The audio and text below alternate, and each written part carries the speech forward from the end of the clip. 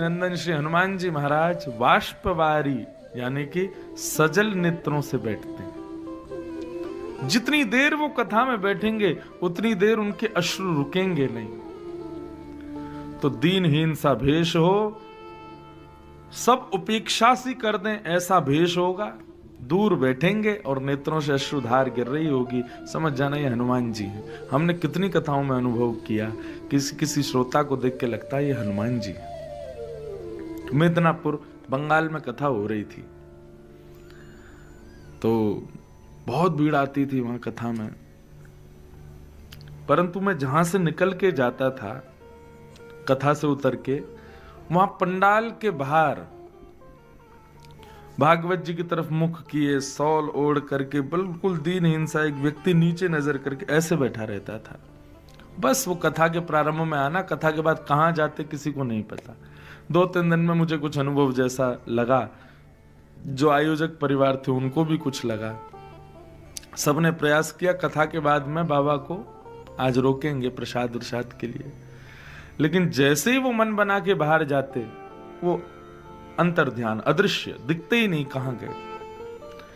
7वें दिन सबने योजना बनाई इन पे नजर रखना, इनको प्रसाद पवा के भेजेंगे, जरूर हनुमान जी हैं। और 7वें दिन कथा विश्राम हुई, उसके बाद जैसे ही गए अंतर ध्यान, रुके ही नहीं। लेकिन मन को एक संतोष सबको हो गया कि श्री हनुमान जी हमारी कथा में पधारे। हनुमान जी ने इस कथा का श्रवण किया, मुझे भी बड़ी बड़ी गदगदता हुई, बड़ी आनंद हुए। हमारे कथा के मुख्य श्रोता कौन है? श्री हनुमान जी। देखो दर्शन कराए आपको, ये देखो श्री हनुमंत लाल हमारी भागवत जी के बिल्कुल सन्मुख विराजते। क्यों? प्रभु चरित्र सुनवे को राम लखन सीता मन बसिया। एक बार मेरी छत्तीसगढ़ में कथा हुई, मेरे जीवन की दूसरी या तीसरी कथा थी। छत्तीसगढ़ में आज भी नियम है, जिस दिन शोभा यात्रा होती उस दिन कथा नहीं होती, लेकिन हमको लगा कि शायद होगी। तो शोभा यात्रा में तो हजारों लोग, लेकिन जैसी कथा प्रारंभ हुई 3 बजे तो एक भी आदमी नहीं। अब बेचारे यजमान जो है वो बड़े संकोची, वो मुझसे कुछ बोले नहीं। कई जगह संकोच करते हैं यजमान कि हम महाराज जी से कैसे सीधा बोल दें। तो मैंने कहा कि 3 बजे कथा प्रारंभ होगी, तो बेचारे नीचे नजर करके बोले जो आज्ञा। अब उनको बताते मुझे कि महाराज जी यहाँ पहले दिन कथा नहीं होती, लेकिन उन्होंने कुछ नहीं कहा। बेचारे वो 2 यजमान आके बैठ गए और पूरे पंडाल में एक आदमी नहीं। 3 बजे मैं आया मंच पर, मैंने भैया कथा किसको सुनाए?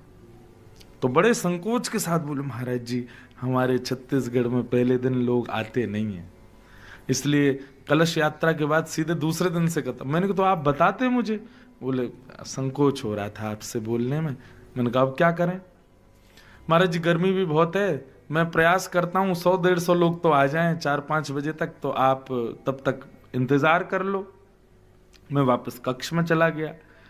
अब मेरा नियम है कि मैं कथा में जाता हूँ माता जी पिताजी से फोन पे बात करके प्रणाम करके तब जाता हूँ, कहीं बाहर होता हूँ तो पिताजी को मैंने फोन किया, पिताजी ने समय देखा, बोले कि तुम्हारी तो कथा प्रारंभ होनी चाहिए, कहाँ हो? मैंने कहा नहीं मैं तो वापस आ गया, लोग ही नहीं आए कथा में, आज पहला दिन है, पहले दिन लोग नहीं आते। तो पिताजी बोले तो फिर वो हनुमान जी को क्यों लेके जाते हो साथ में? ये गोपाल जी के चित्रपट, ये राधा रमन जी का चित्र, सुखदेव जी के, हमारे गुरुदेव और गोवर्धन वाले पंडित श्री गया प्रसाद जी महाराज, इन सब का चित्र भर भर के क्यों लेके जाते हो अपने साथ? इनको घर ही छोड़ जाया करो जब श्रोताओं को ही सुनानी है कथा। तो आज के बाद केंद्र में श्रोता नहीं होने चाहिए, आज के बाद श्री हनुमान जी केंद्र में ये बैठे हैं। कोई आए नहीं आए, कोई पानी पिए, कोई चाय पिए, कोई उठ के चला जाए, कोई रोवे, कोई चिल्लावे, कोई हंसे, तुमको किसी से मतलब नहीं। हनुमान जी तो तुम्हारे सामने तत्पर बैठे हैं, उनको सुनाओ। उनको लेके क्यों जाते हो? सुनाने ही तो लेके जाते हो, तो फिर श्रोताओं के लिए क्यों बैठे हो? और भैया हम 3:30 बजे दोबारा गए, खाली पंडाल में कथा करी, हनुमान जी को सुनाई। तो